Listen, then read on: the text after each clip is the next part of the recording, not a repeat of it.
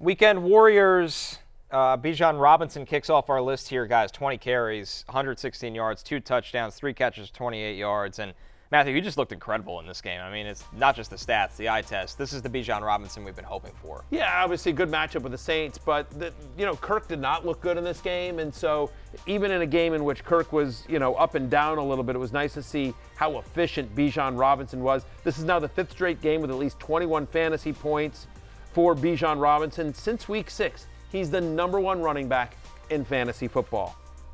Jay, the Panthers, after paying Chuba Hubbard, said you're going to earn that money. 28 carries, but 153 yards and a touchdown. Big day for Chuba in Germany. Yeah, he went full Chuba in Munich, just eviscerated my New York Giants. Guten Tag.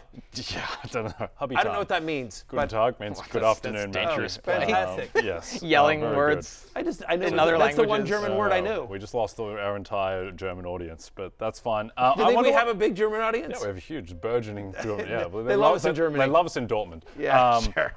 I think it's going to be interesting to see what happens when Jonathan Brooks comes back, because Chuba Hubbard's played really well, and I think that he may just maintain the role. Were you shocked? I was shocked about the fact that they signed, because again, conventional wisdom is you used a high draft pick on Jonathan Brooks, and then you just, by the way, it was great to see Chuba get rewarded like that. He has had an unbelievable year in a bad situation.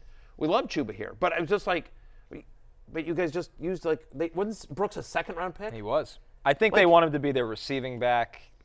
Maybe a Gibbsian type role. It seemed like a lot, but good for Chuba Hubbard. Happy for Chuba Hubbard. No, listen, good for Chuba Hubbard, but it's just I don't know how Brooks takes this job over. Like you just paid Hubbard's been fantastic. Might be next year. Might be next year. I don't know. This year it's it's not happening this year. I don't know if it's happening next year. They just paid him though. That's my point. I don't know. Anyways, Marquez Valdez-Scantling, yes, MVS is a weekend warrior. He caught all 3 of his targets for over 100 yards and 2 touchdowns, Matthew. Unbelievable. Yeah, but also, did this on a 67% route participation. He's still MVS. It's the most MVS thing of all time that he couldn't get it done with Jordan Love or Patrick Mahomes, but Derek Carr, he's an all-pro. It's insanity. I'm not gonna lie, I follow football pretty closely. I was at the airport with Lawrence Jackson yesterday and coming back from Houston, and he told me that MVS had 100 yards and 2 touchdowns, and I was like, for what team? When I saw him streaking down the field, I literally was like, who is that right now? I did not, I obviously, we all follow football very closely. It's our job, and I did not know that Marquez Valdez-Scantling was on. Anyway, I think you can ignore MVS. Derek Carr likes to throw it deep, but I'm not buying this. 3 targets. Top 5 finish for Calvin Ridley, Jay. Wide receiver 3 going into Monday Night Football. Caught 5 of 9 targets, 84 yards, and 2 touchdowns. This is what it was supposed to be like with Will Levis throwing it deep. So I was encouraging on that because he had the big game with Mason Rudolph. Very encouraging that he was able to have the big game with Will Levis. So I think Calvin Ridley is like a kind of wide receiver 2, borderline wide receiver 2 going forward. I agree with that, by the way. In the 3 games since DeAndre Hopkins was traded to the Chiefs, he's got a 36% target share. He's averaging over 20 fantasy points per game. And shout out to Will Levis, who, even in a losing effort, I thought he looked pretty good. I thought that's the best he's looked as well, and he made some really nice deep throws as well. We know he's got a cannon for an arm, so it seems like the time off did him well. So anyway, I thought it was an encouraging performance from Levis. How about the tight end performances yesterday, Matthew? Travis Kelce gets 12 targets, and T.J. Hawkinson in his return gets 9 now. 64 yards for Kelce and a touchdown, 72 yards for Hawkinson, who's really looking like himself. Yeah, no, there's a lot of analysis here with Kelce. Just Surtain had Hopkins for much of this game. It was kind of an ugly game in Denver. I don't know how the Chiefs ended up winning this game.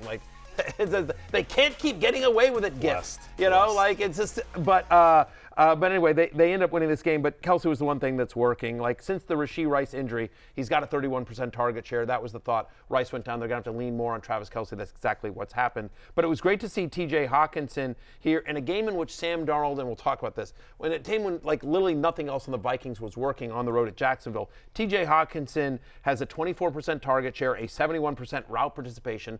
Last week it was 60%, so trending up, trending in the right direction.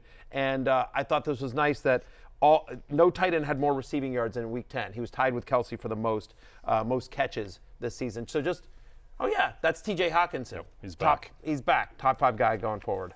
Thanks to Teron Johnson and the Buffalo defense. It's officially an Applebee's Pick 6 Monday this football season. A Pick 6 during any NFL Sunday game We'll unlock 6 free boneless wings the next day on Monday at Applebee's for both dine-in and to go. And on behalf of the Bills, we got one. Head to your local Applebee's today.